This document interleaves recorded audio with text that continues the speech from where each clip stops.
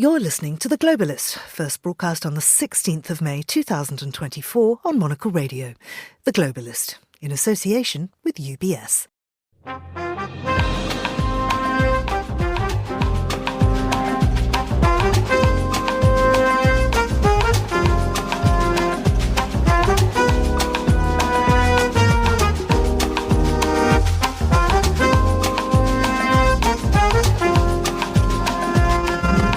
Hello, this is The Globalist, broadcasting to you live from Midori House in London. I'm Georgina Godwin. On the show ahead...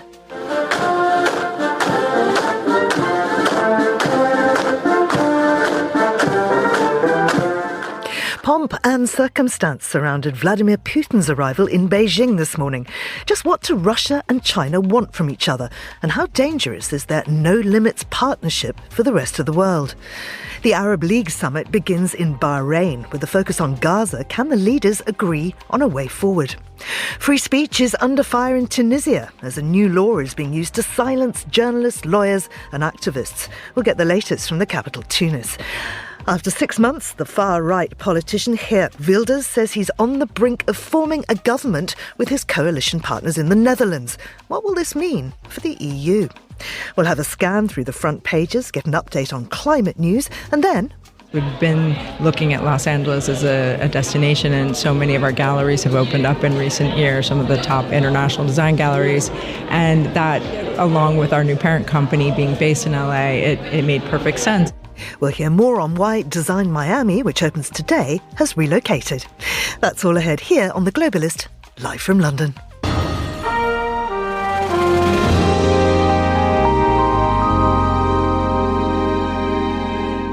First, a look at what else is happening in the news.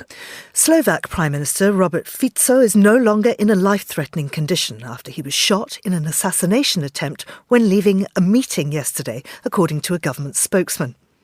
Israeli Prime Minister Benjamin Netanyahu was publicly challenged about post-war plans for the Gaza Strip on Wednesday by his own defence chief, who vowed to oppose any long-term military rule by Israel over the ravaged Palestinian enclave.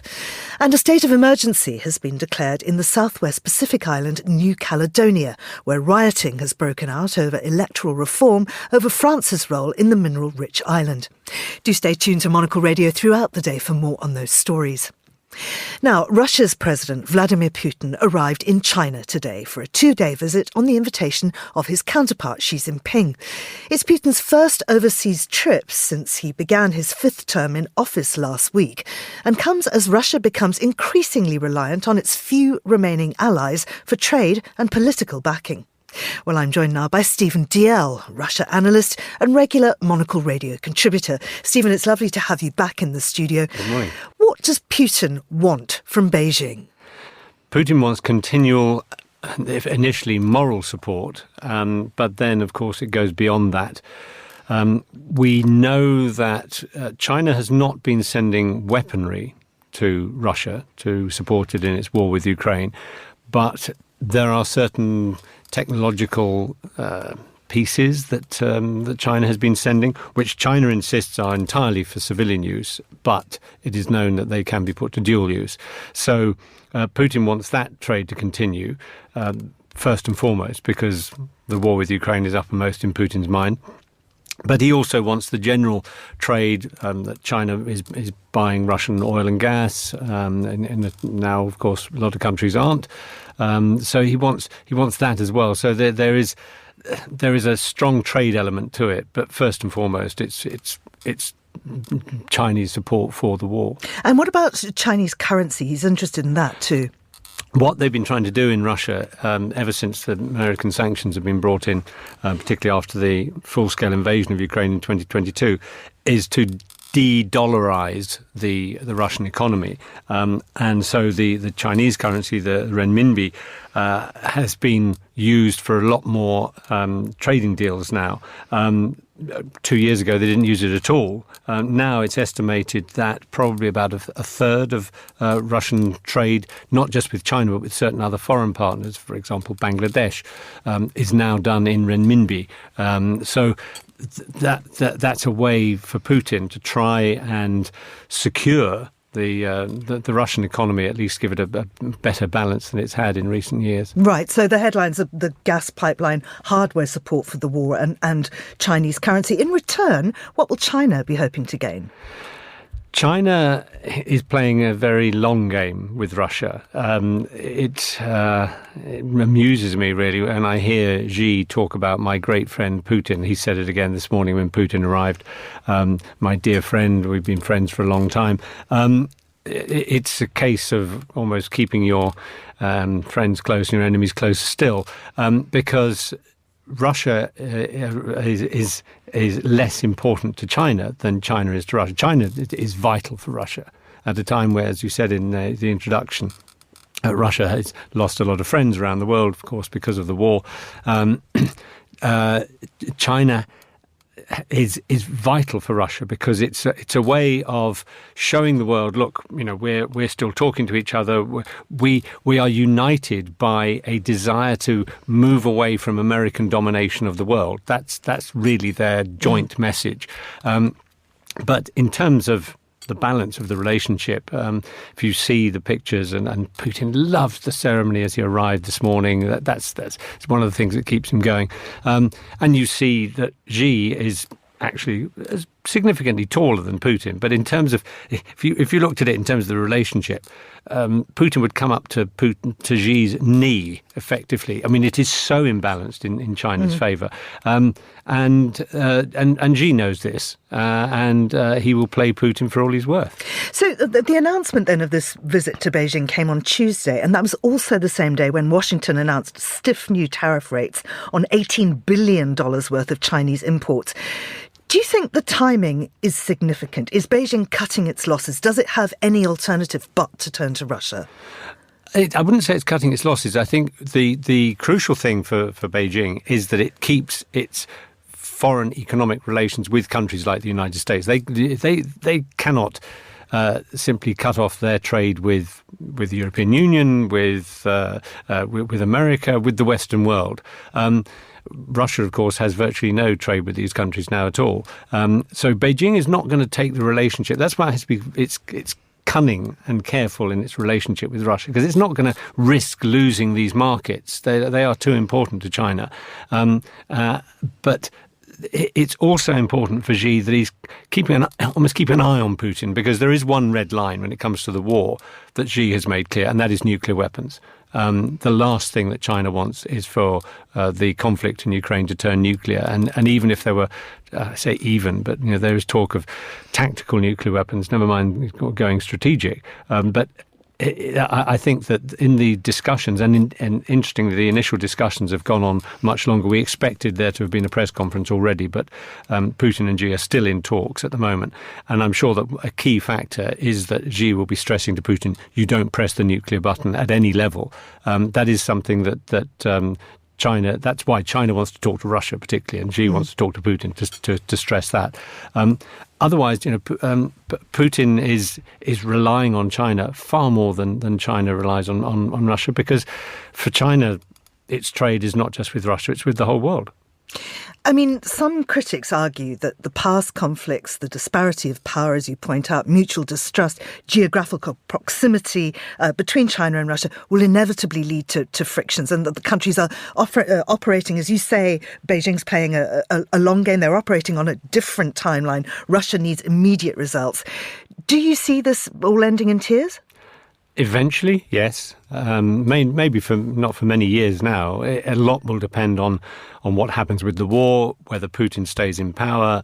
That it's not beyond the bounds of possibility that if the war turns badly for Russia, they've been doing quite well recently, but with more American and Western aid coming in and more weaponry coming in, if that were to turn, if there's trouble back in Russia, if there were to be some sort of uprising, civil war in Russia, then China is going to stand back, and China is not going to be standing up as a friend of Russia at that point. There's also, of course, there's a simple demographic question that China has an enormous population, much, much bigger than Russia's population. Russia's population is about 140 million, spread over this huge territory, and very little population in the Far East. And it's long been thought that, China must be eyeing some of the territory there, much of which would be very useful for arable land and so on. And particularly as the war goes on in Ukraine, Russia would not be in a position to stop China actually coming across that border. I'm not saying that's going to happen soon, but in the long run, I really don't think that this sort of friendly relationship that they put across can last forever. Putin now backs China's 12-point peace plan that set out general principles for ending the war in Ukraine. But when the plan was presented, there was a rather lukewarm reception to it. That was over a year ago. Do we know what's in the plan and why Putin's now enthusiastic about it? Putin cannot afford to end the war in Ukraine and look like a loser. So he has to take at least the 4 territories in Ukraine that he's declared to be Russian.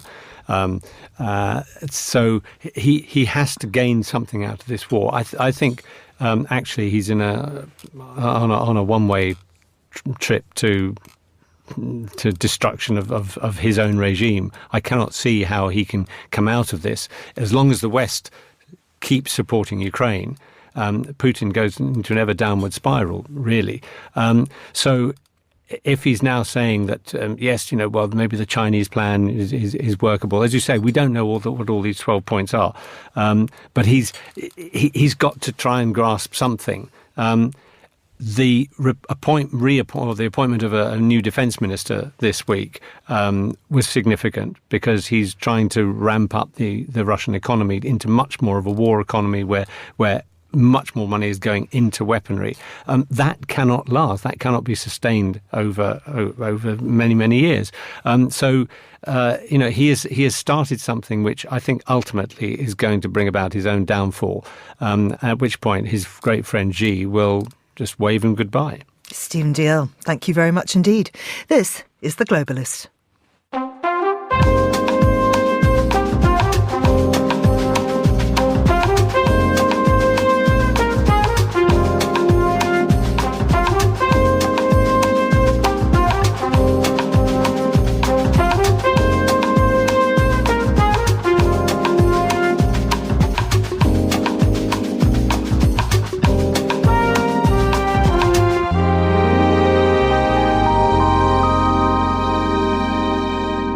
It's 9:12 in Manama, 7:12 here in London.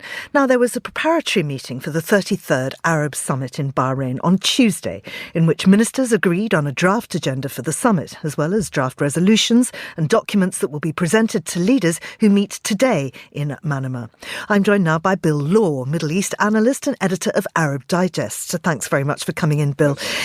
Ministers agreed on a draft agenda for the summit, as well as draft resolutions. Do we know what those are? Well, I think the key one is, of course, Gaza, and the proposal there is that there be a conference involving all the players to work towards the settlement of the Gaza war. The idea is that the PA would be installed as the new government of Gaza once Hamas has been eliminated. There will also be discussions about other conflicts. Sudan is an ongoing civil war that's received very little attention. It's a very vicious war. You have the disputes, the wars in Syria. You've got Libya. You've got economic Yemen still on the plate. You've got economic crises in Jordan and Lebanon, migrant refugee issues. My goodness, the plate will be full. But really, I look at the Arab League and I think this is a talking organization, not a walking organization. That there will be a lot of, I think, big statements, but very little will actually result from this meeting. The Assistant Secretary General of the Arab League has been at some pains to point out that the summit is united in its aim to meet public expectations across the regions for a resolution over Palestine to be found, but other topics too, without raising any divisive issues, he says, between Arab leaders. What might those divisive topics be? Yeah, that's the Arab League, since its founding in 1945, has really accomplished precious little. And the reason is that the organization was set up basically to protect the leaders from losing their positions, losing their jobs. So it's very much an organization that focuses on the leadership. You look at the situation with Mohammed bin Salman. Saudi Arabia really has replaced Egypt as the powerhouse. It was headquartered in Cairo, but now the Saudis pretty much call the shots, along with the United Arab Emirates. You look at situations like Yemen. Well, let's take the UAE. The Saudis and the Emiratis are on different sides of the street. In Sudan, for example, Egypt supports the Bahrain, the leader of the Sudanese armed forces, while the United Arab Emirates supports Hemeti, who's the leader of the Rapid Support Forces. And you find this sort of working its way all the way through the Arab League. So, for example, the Emiratis don't get along very well with the Qataris, haven't for some time. They've kind of patched up their differences. And there's all these subtext issues that go on between these various leaders. So when it comes to a big issue like Gaza, they will make a statement. But you look at the statement. I mean, they're saying the PA would be the government. Netanyahu has just said, I won't have the PA in place. No. We reject that emphatically. The idea that you'd bring together all the parties for a peace conference, on the face of it, is, you look at what's going on, it's ludicrous. Meanwhile, of course, the Arab League has sat by and watched this genocide unfolding in Gaza. What steps could the Arab League have taken? They could have imposed sanctions, economic sanctions, Israel. They could. Those countries that have diplomatic relations could have withdrawn their ambassadors. The Emiratis, for example, the Bahrainis, the Jordanians and the Egyptians could have said, well, unless you stop this war, stop this slaughter, we will do. None of that has happened. So the reality is that not much will come out of Bahrain. This is the first time it's been held in Bahrain. I suppose it's good for the Bahrainis that they get a shot at it. But in terms of actually making an emphatic statement, they're not doing that. And are any of those countries hosting refugees from Palestine? Well, of course, yeah. There's massive pressure on countries like Jordan. And of course, the extremists in the Netanyahu government have said, people like Ben Gvir, the national security advisor, have said, let the people leave voluntarily. Where will they go? Well, they go to Egypt. And of course, the last thing that the Sisi wants is Palestinian refugees in North Sinai. That would cause all kinds of issues for him. Jordan is enormously stressed already with its refugee issue. Syria, for example, as I mentioned, Lebanon is in a constant financial crisis, barely surviving. So there are big issues, but the reality is the Arab League is not going to deal with them in any meaningful and serious way. So the US Secretary of State Antony Blinken says that his administration's preference is for the Palestinian Authority to lead Gaza, as the Arab League agrees, although we know, of course, the PA is famously weak. But he also muted a peacekeeping force. How do Arab League countries feel about being part of that force?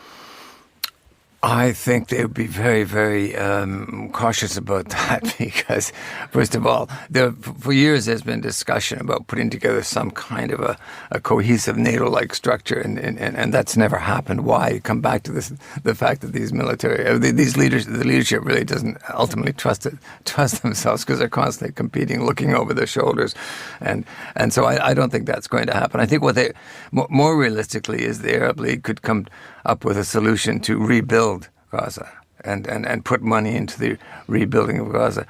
But of course, you have people in the Netanyahu government who basically say we want to turn Gaza into a parking lot, ultimate and absolute destruction. And they've gone a long way towards doing that. The rebuilding effort is going to be hugely expensive. I don't see the Arab League engaging in any kind of an Arab peace force. I think that this will be a poison chalice. That's one of the difficulties with the day after. And Netanyahu is saying we will not even talk about a day after because Hamas hasn't been exterminated. So,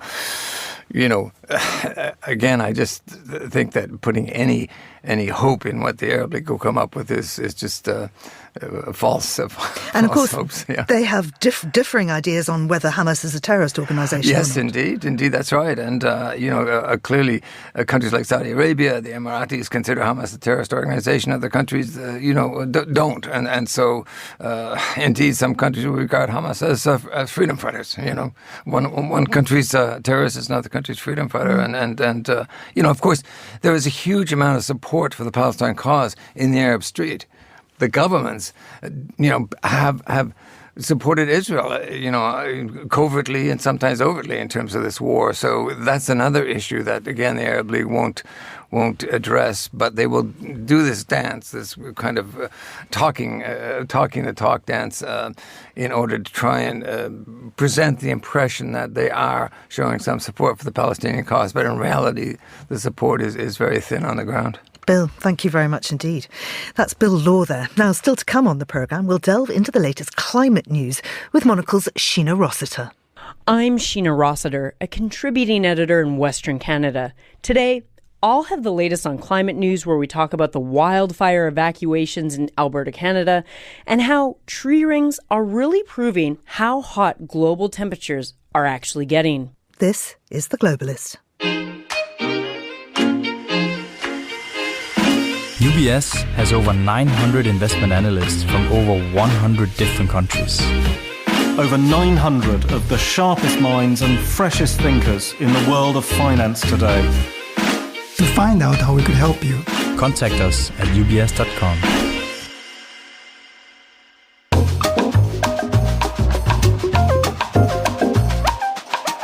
Well, let's continue now with today's newspapers. And joining me this morning is Paul Waldy, Europe correspondent at the Globe and Mail. Paul, good morning to you. We're going to concentrate, I think, on a couple of stories that we've been mentioning in our headlines. Of course, the big one is the shooting of the Slovakian Prime Minister. Now, he's out of danger, we understand. Tell us more. Yeah, he appears to be out of danger. Of course, this is Robert Fico, who was shot 5 times yesterday while greeting a crowd of supporters after a political event. So, there had been talk last night that he was in critical condition, that he might not make it through. But then later in the evening, one of his political allies said that, in fact, he had been doing better and that he's likely to survive. So it appears that he's going to come through this. But the fallout has been obviously pretty incredible, not just in Slovakia, but across the European Union. Well, tell us more about that fallout. Well, I think Slovakia, there's been a lot of tension there anyway. Ever since Fico returned to power last September, he's gone through an awful lot of motions and things that have riled up people. He's obviously, one of his big campaign pledges was to cut off any support, military aid or otherwise, for Ukraine. He's been very much along the lines of Hungary's Viktor Orban in terms of criticizing the EU, cracking down on immigration, things like that. But then he's also moved to get rid of the national broadcaster. And I think that's what set off an awful lot of recent street protesting. So he's been defiant about what he's doing. He's a pretty pugnacious leader anyway. And of course, amid all of this tension, we have this attempted assassination. And in fact, the man who has been arrested and charged supposedly did this because he opposed the changes to the media law. So, there's an awful lot of things here. And now, of course, Fico's party is saying that the opposition is to blame for this, for stirring up all of this anger. So we'll just have to see how this plays out. But I don't think it's going to ease tensions, that's for sure. And in terms of press coverage of this, is it varying depending on geographical location? Well, I think so. I think in general, the reaction has been shock and horror because there has been a rise of violence against politicians in the European Union. And I think that's what's concerning as well. So this has gone beyond just the borders of Slovakia. I think it's touching an awful lot of countries across the EU. We have the big EU election to the European Parliament coming up at the end of June. So I think there's a real concern about what this might mean for other types of violence that we've seen in Ireland and Spain and Germany. So that's probably the bigger issue here. Obviously, in terms of the media coverage, yes, it probably depends on your perspective on what the government there is doing. But I think there's been pretty general and widespread condemnation of obviously an attempted assassination. But not only that, the fact that the political tensions have gotten to this point. Let's go now to the Southwest Pacific and the island of New Caledonia. Now, again, as we've been reporting in our headlines, riots on the street, there's a state of emergency. Why is all this happening? Yeah, this has been quite an alarming sequence of events in the past few days. Some people are calling it almost guerrilla warfare. This all stems from a change to voting regulations that France wants to implement, the France Parliament wants to implement on New Caledonia. Now, New Caledonia has been part of France since the 1800s, and it's pretty strategically important to the government because it's off the coast of Australia. It's in the Indo-Pacific, has huge nickel reserves. So the French government is very keen to keep its say and control over New Caledonia. But over the years, there's been quite a significant independence movement there, led largely by the indigenous population. So what the government in France did many years ago was strike a deal with the pro-independence side and say, we will freeze the electoral roll based on the population and voter registration in 1998. So anyone who came to the islands after that isn't allowed to vote locally. Now, this law would change that and open it up so that anyone who's been in New Caledonia for 10 years could now vote in local elections. That could add something like 20,000 people to the voter list, and those people would be largely from outside. So the indigenous population is furious about this. They see this as diluting their voter base, potentially further setting back the independence struggle. And that seems to have been what set off this round of violence. And it's pretty serious. You now have state of emergency, as you mentioned. You have soldiers on the streets, and you have something like 4 people who've already died out of this. So it's a pretty serious situation. And hundreds arrested. And in fact, this New York Times piece goes back to the fact that this is not new. I mean, in the 80s, there was a huge thing which they call the event, which was another uprising. Yeah, they've had the uprisings in the 1980s. They've had 3 referendums on independence. All of them voted down, but quite narrowly in some cases. So there's been so much controversy over New Caledonia's status in France. And of course, this is one of several overseas territories that France has. And as I mentioned, it's very strategic to President Macron because it is in the Indo-Pacific. There is a fear that China would have enormous influence over the islands if, in fact, it did become independent. The nickel deposits could be in play, and this gives France some say in the Pacific, which, of course, is becoming a source of a lot of international tension as well. The state of emergency lasts for 12 days. I wonder what happens then. Well, exactly. I mean, Macron has promised to put this new law on hold. He wants to have a meeting with both sides, independence and anti-independence people, to try and calm things down. That the pro-independence, the main pro-independence party, is also called for calm. So they're not trying to stir this up either. So hopefully things will settle down and they'll come to some kind of resolution. Now, if you've been travelling between London and Paris recently, you will be familiar with the frustration felt by many Eurostar passengers. But as the FT points out, Eurostar's planning to change that. How are they going to do that? Well, in fact, this is the chief executive of Eurostar, Gwendolyn Kazanov. She's saying that, in fact, that the company's doing very well. The passenger numbers are approaching 20 million, back to where they were before pre-Brexit days, when, of course, everyone worried about any kind of connection between Britain and Europe. She says the company's planning to buy 50 new trains. That would boost their sort of overall train capacity by a third, run more routes, add more routes, maybe to Germany, maybe to Switzerland, and really kind of expand the service. It's interesting because there are now 5 other companies thinking of starting a train service between Britain and Europe through the channel as well. And, you know, this thing was built to accommodate something like 1,000 trains a day, and they're only running about 400. So there is capacity to add. And I think there's always been this kind of sense that maybe post-Brexit, Eurostar was the kind of thing that was going to run into trouble. And certainly through COVID, it struggled like a lot of transportation companies did. And there's been suggestions that passport controls are going to be more difficult and more challenging. But the CEO is saying that, no, in fact, that's worked out pretty well. There's been improvements to the train stations in St. Pancras on the English side, Gare du Nord, and in Amsterdam. So she's saying that passenger traffic is actually running pretty smoothly and that, it's really only going to continue. So I guess rail traffic between Britain and the rest of Europe is going to only increase. I wonder how recently she travelled on it between King's Cross and Gare du Nord. I have to say that my experience would disprove that. It seems pretty chaotic. It's very crowded. It takes a long time to get through. Is that your experience?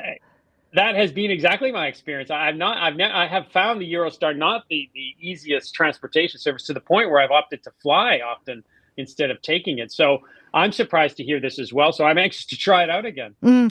She also talks about an improvement in biometric passports. Now, part of that is where, of course, an image is scanned. And I have to say, I find these images institutionally racist. I have a close friend with whom I travel a lot who is black. She is always pulled over. They do not recognise a face that is not white. It seems extraordinary to me.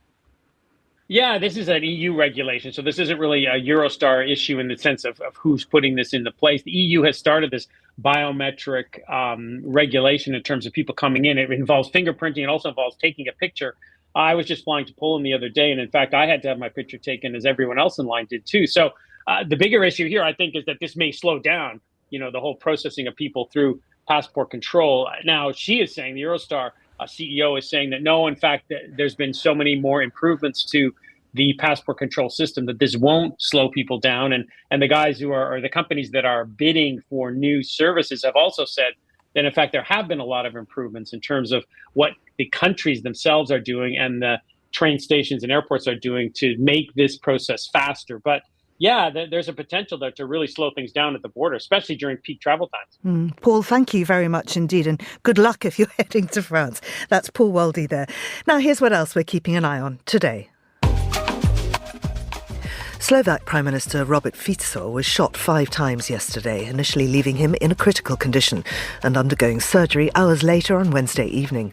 He's no longer in a life-threatening condition, and his alleged attacker, a 71-year-old man, has been arrested.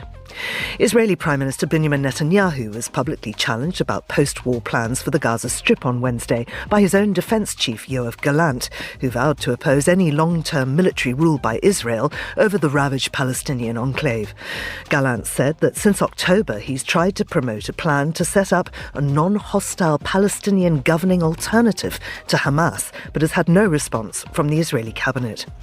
And in New Caledonia, which lies in the southwest Pacific, some 1,500 kilometres east of Australia, a state of emergency has been declared as rioting broke out over a new bill adopted by lawmakers in Paris on Tuesday that will let French residents who've lived in New Caledonia for 10 years vote in provincial elections, a move some local leaders fear will dilute the indigenous vote. This is The Globalist. Stay tuned.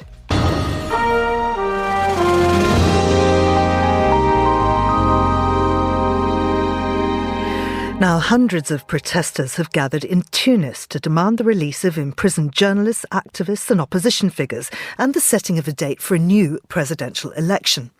The National Union of Tunisian Journalists say more than 60 people representing a wide range of professions such as journalists, lawyers, professors, politicians, trade unionists, students active in civil society have been arrested under Decree 54, which outlaws spreading false news online or in the media.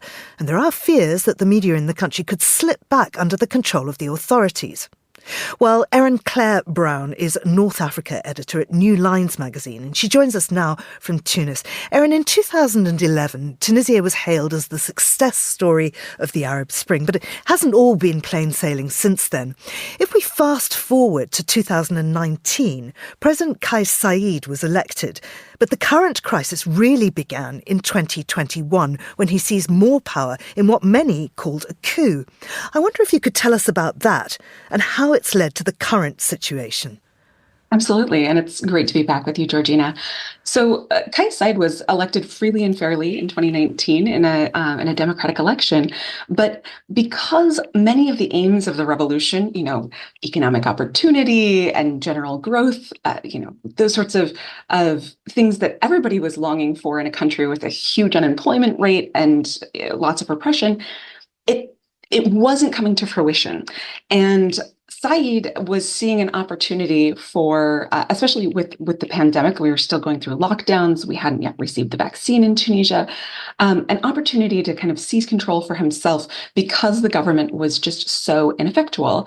And so on July 25th, 2021, which is Tunisia's Republic Day, he brought military vehicles to the gates of parliament, shut the parliament down, sacked his own government, which he had appointed. It was a technocratic government that he'd appointed himself, and said, I'm taking sole control of the country. But many people hailed that as a great move at the beginning. They were very excited to see him sort of take a stand against the major political party in Tunisia, which are Islamists. And I think a lot of us Tunisia watchers were actually quite worried because we could see the opportunity for authoritarian backsliding. And in the 2.5 years since, we really have seen it. So, Said went about dismantling his own cabinet and replacing people without parliamentary approval. He later completely dissolved parliament and has reconstituted it in his own image. I sort of like to refer to it as a Potemkin parliament. It's really just a rubber stamp exercise. And also he has single-handedly sort of dismantled and reassembled the judiciary, which is part of what is enabling him to do the things that we're seeing today. Because he has judges in place who rule in his favor, who support his sense of the state, we can see people being brought forward on these spurious charges against them for Decree 54, which is designed to stop spreading false news, but rather than dealing with fake news, the kinds of conspiracy theories or whatnot that you see bubbling up on social media, what it does is it gives a very easy and loose excuse to grab anybody who's even slightly opposed or at this point, even just vaguely disenchanted or saying something ironic about the state, the president, the regime, etc., and hold them and throw them in jail. Can you tell us then about what's happened in the last few days and why it's happening now? Sure. So we've reached a bit of a fever pitch here. It's interesting. I've been here since 2019 and seen both a burgeoning of social protest and activity leading up to the coup and shortly thereafter, and then a real tapering off, and things have really simmered as political opponents have been arrested and whatnot. But this weekend, an attorney, a lawyer, who had appeared on a television show to discuss the situation in Tunisia regarding migrants. We have a number of sub-Saharan migrants who pass through Tunisia on their way to trying to get to Italy and to the European Union, and many of them will stay here for 6 months, a year to try and earn enough money to pay a smuggler to get them across. And part of Said's push for one of his biggest conspiracy theories is that there is a Western plot against Tunisia to take Black Africans, people from the sub-Saharan part of the continent, West Africa primarily, and replace the Arab Tunisian nature of the country, which is obviously completely false. But there was a lawyer who was on a public television program discussing this. And somebody said, well, but they want to come and make this their own country. And she sort of snarkily replied, is it such a great country? And because of that, she was targeted by Decree 54. And she took refuge in the Lawyers Bar Association.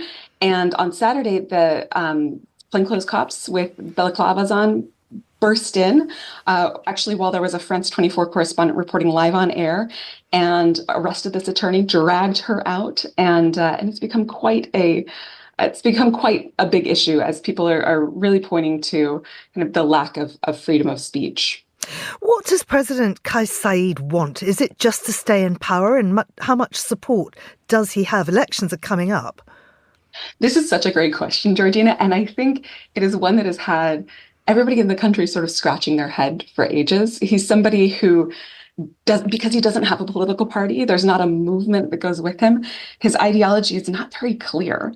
And I think the brief answer to your question is yes, he wants to stay in power. He'd like to see his project seen through, except for what exactly his project is very unclear. Initially, it was supposed to be this sort of grassroots bubbling up these local councils making decisions, but he's yet to be able to actually, initiate that 5 years into his rule. But he is running again for president. We are supposed to have elections this fall, and it's likely that he'll win again because there is almost nobody left to challenge him. The major opposition parties, almost all of the people who could possibly run, who had name recognition and expertise and experience, they're in jail. And the few people who are not are certainly savvy enough to know that if they ran, they would find themselves in jail as well. Erin, thank you so much. That's Erin Claire Brown there, and you're with Monocle Radio.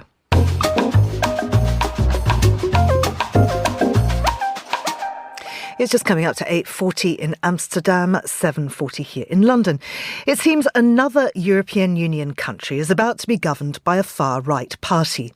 In the Netherlands, Geert Wilders and 3 other Dutch party leaders say they've brokered a provisional coalition deal 6 months since Wilders' Party for Freedom won 37 seats in the 150-seat lower house of the parliament. Well, Stephen de Vries is European Affairs correspondent at Euronews and BNR News Radio. Joins me now from Amsterdam. Stefan, which parties are in these negotiations?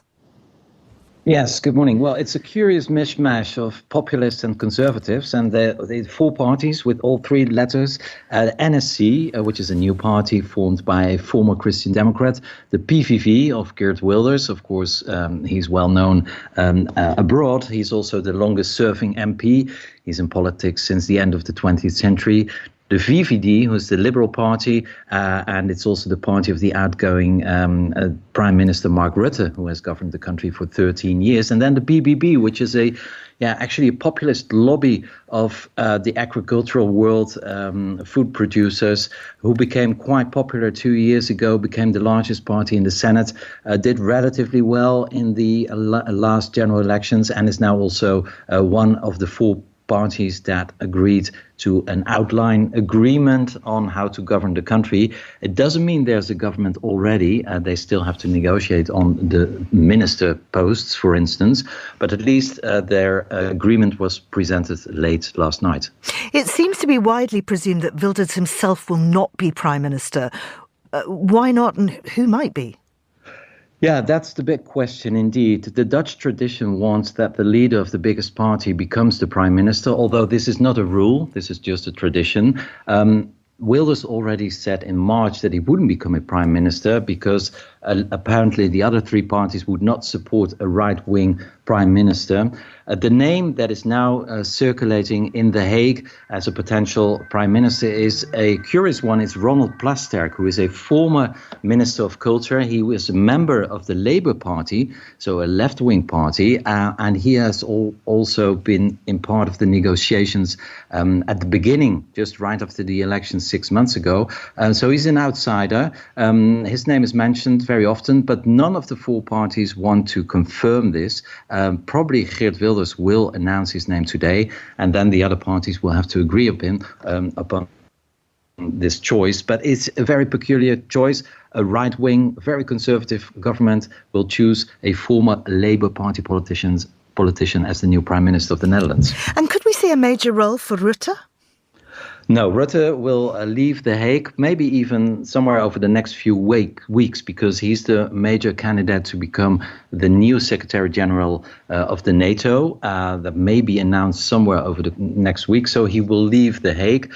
He has been the Prime Minister of the Netherlands for almost 14 years. And so he has no role to play anymore. So he will leave the Dutch politics to become the leader of NATO. And how far does this potential new government represent a major shift for the Netherlands? Well, it's very interesting. The outline agreement, as the parties call it themselves, was published very late last night. So I read it early this morning, and it starts with the phrases, "The Netherlands is a beautiful country, a country to be proud of," and that immediately sets the tone. There is it is actually, what's interesting is that there's also being written, we are breaking new ground, we will change politics, but the VVD is one of the parties in this potential coalition, and they have been governing the country for the last decade or so. So actually they're breaking their own politics.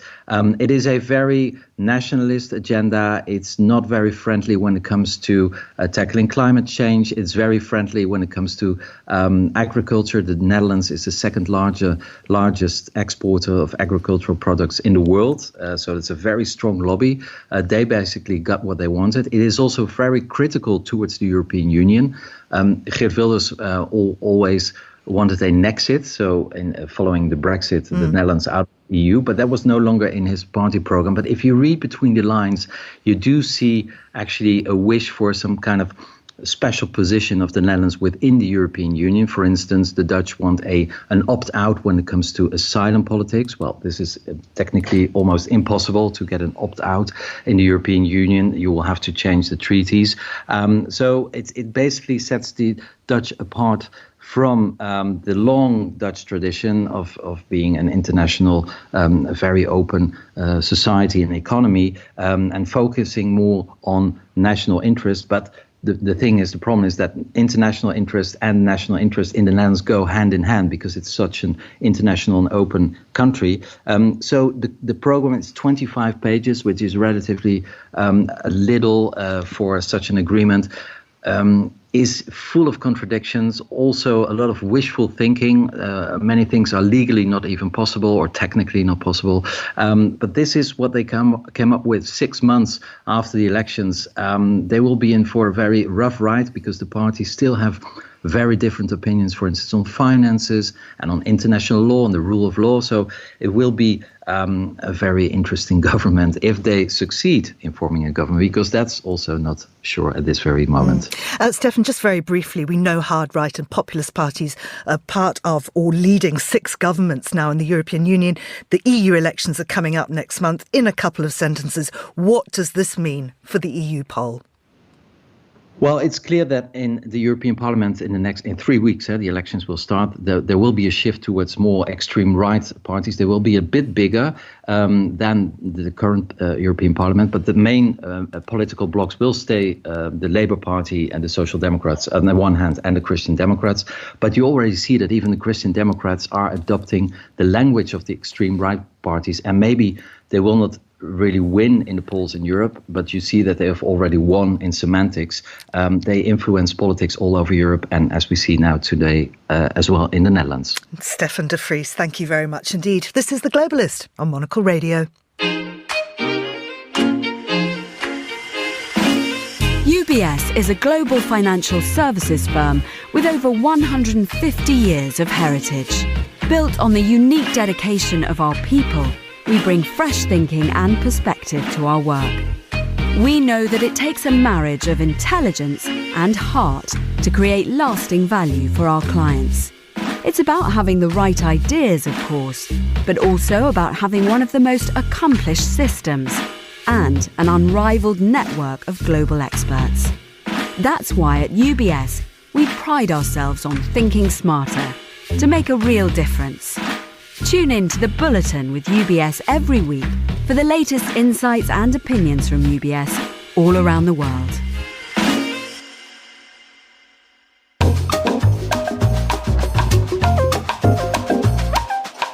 It's time now for a roundup of climate news with Monocle contributing editor Sheena Rossiter, who joins us from Edmonton. Sheena, it's lovely to have you with us again. We understand that wildfires have begun in your region of the world and an evacuation's already underway in northern Alberta. What's the latest there? Yeah, there's an out-of-control wildfire that's happening in the northern Alberta city of Fort McMurray. So far, 6,600 people have been forced to evacuate as this forest fire grows to nearly 21,000 hectares. Now, it's important to mention why this is significant. Back in 2016, there was a wildfire then known as the Beast that burned a large chunk of the city there. And also that city is a very important gateway to the Alberta oil sands. It's a huge hub for the oil and gas sector in the province and really all of Canada. So 4 neighborhoods so far have been evacuated, with a lot of the evacuees coming down here to Edmonton. And as of Wednesday morning, the fire almost doubled in size compared to what it was, and it started to move a little bit closer to the community. And what have officials said about the conditions of the fire and how are the evacuees being supported? Well, representatives from Alberta Wildfire have said that slightly cooler temperatures and weaker winds are helping a little bit, and they're helping battle the blaze a little bit. The province is looking to support these evacuees financially, of course, as they are away from their homes. So basically, evacuees will receive $1,250 per adult for at least the 7 days that they're away, and $500 for children under the age of 18. But of course, it's a fluid situation that they're actively monitoring here. This is actually impacting on the political situation. Tell us about the election cycles in places like Alberta. Yeah, it's funny because of this climate change impact, and obviously with the increase of wildfires that we're seeing here in the province, the provincial government is moving to have its election date in the fall instead of the springtime when it usually happens. Currently, this is just proposed legislation, I should say. This isn't necessarily going to go through, but natural disasters, they do typically help boost politicians' popularity, but more important, it's elections that happen during wildfire season. Of course, evacuees aren't going to get the help that they need because politicians will be on the campaign trail and people will be distracted by going to the ballot box. So it's problematic also because no ministers are actually in their posts when the provincial legislature has been dissolved during the election period. So they're seeking to have the next election in October 2027 as opposed to May when it was originally scheduled. Of course, the opposition isn't crazy about this idea since this would give the current Conservative government that is in power 6 extra months in power if this actually does go through. And of course, sadly, natural disaster displacement is only growing. How does this impact on us globally? Well, nobody is immune, and that's kind of what the fact is.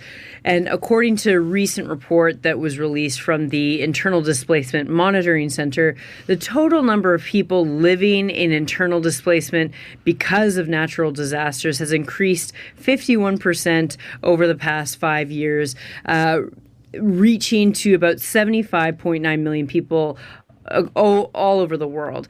That, I should also mention, includes people who are displaced from conflict and violence, so that 75.9 million. But of that, 26.4 million, or 56% of the people, are from, they are experiencing internal displacement because of natural disasters, with countries like China, Turkey, the Philippines, Somalia, and Bangladesh really topping the list. But what is important also to mention is that a lot of these displacements have happened because of changes in weather conditions, but also some high-income countries like here in Canada and New Zealand, they've reported the highest figures of internally displaced people ever. So that's very telling that changes in weather patterns and also more natural disasters are really impacting people globally, and it's something to take into consideration. And we have more information about this now from tree rings. What's this latest discovery told us about our warming climate? Yeah, this is really interesting because, of course, we've known that last year was the hottest year on record in the past 2,000 years. But what we're seeing now from tree rings is that the larger the margin of the tree rings, it shows an increase in temperature. So the closer the rings are, the colder it is. And since 1850, these rings have started to get further and further apart. And this is, of course, due to climate change.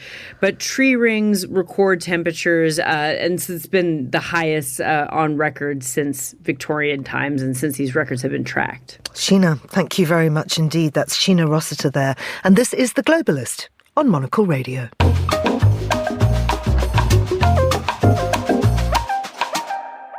And finally, today marks the start of Design Miami, which this year, for the first time, is taking place in Los Angeles, following its inaugural Paris edition last October.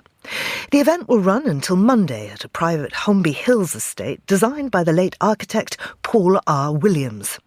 Associate editor at Monocle, Grace Charlton, caught up with the CEO of Design Miami, Jennifer Roberts, along with Grela Orihuela, the Senior Vice President of Fairs at Design Miami, to find out more about the move to Southern California. This past fall, we went through a acquisition through a merger and enlisted Henrik Purian, a visual artist and the founder of Mirage magazine, to identify a new visual direction for the brand and across all 4 fairs. So Henrik took a look at what it means to live with design, and has come up with a rebrand that includes photography. He's a photographer himself, so he is finding celebrated creatives in each of our locales and photographing them in their homes. And I think that brings a really interesting human touch to it. And then there's an identity that will unify all four fair creatives. It's really interesting because now we're wondering who will be Basel, and who will be Miami, and who will be Paris. It makes it fun. Yeah. We're gaming it. Gamification. Yes, exactly. Oh, wow. So you mentioned it, but you're also going to launch an inaugural Design Miami Fair in LA at Holmby Hills. Is that how you pronounce it? Yes. So what can we expect there as well? It looks like a really cool location. It's a very cool location, and we're very happy we found it in the short period of time that we had. And following in the footsteps of the inaugural Paris Fair, which was so successful, thank goodness, we now are going to LA. You know, it's a celebration of the rich heritage of design that California, Southern California, has always had. So now we get to celebrate it with all our exhibitors. It was also a bit of an obvious progression for us. We've been looking at Los Angeles as a destination, and so many of our galleries have opened up in recent years, some of the top international design galleries, and that, along with our new parent company being based in LA, it made perfect sense. It's also a moment for us to reach a broader and younger audience that we don't necessarily tap into in Miami and, of course, in Europe. So it's exciting. And creatives, I should say. It's not just the audience that we bring in, but it's also the reflection of the creatives in that market. And so you're now officially bi-coastal, which is a great descriptor. So your inaugural fair in Paris, was it October or September? October.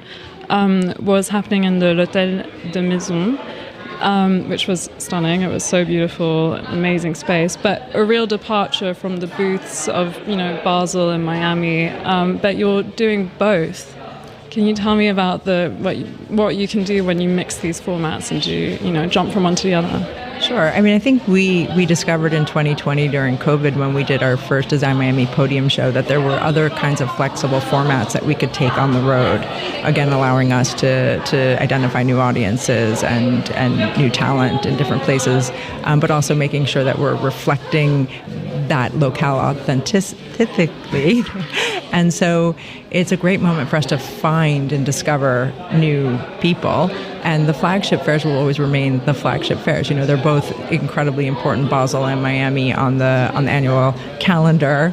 And they're also much bigger. So it allows us to do many more things and show many more aspects of the market. And the Paris and Los Angeles fair, it's a moment for us to develop relationships that we can then bring to the flagships with us. Also, doing something in a home like that, it tells you what you need to tweak and what you need to change. And we ran it by all our exhibitors, of course, and all of them were fully on board, and they shared spaces together. And it was a very different experience for everyone, and it worked.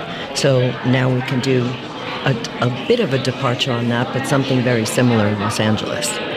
Literally living with design. I was going to say, in a house. Exactly. In a really idiosyncratic location. What I love about design is going to different cities and seeing maybe the more art décoratif in Paris and the different heritages that come in. So yeah, do you have any other cities on the horizon? I'm sure you wouldn't really tell me, but is it a conversation you must be having? Well, I think we've seen a lot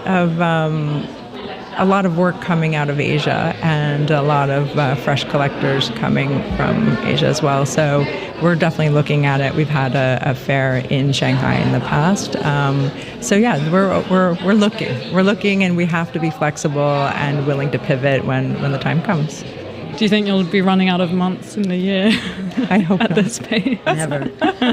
Also listening, these new experiences for our exhibitors also open their minds to other. We've had many meetings with our exhibitors here in Milan, and now they're all thinking that way. Why don't you try this? Have you thought of this city? And so everyone has thoughts about it, and it's really quite interesting to hear everyone's opinions. Jennifer Roberts and Grilla Orejuela there from Design Miami. Well, that's all for today's programme. Many thanks to our producers Vincent McAviney, Carlotta Rebello and Tom Webb, our researcher George Ruskin and our studio manager Tamsin Howard, with editing assistance from Lily Austin. After the headlines, there's more sharp programming and a selection from our carefully curated playlist. The briefing is live at midday in London, and The Globalist returns at the same time tomorrow. I'm Georgina Godwin. Thank you for listening.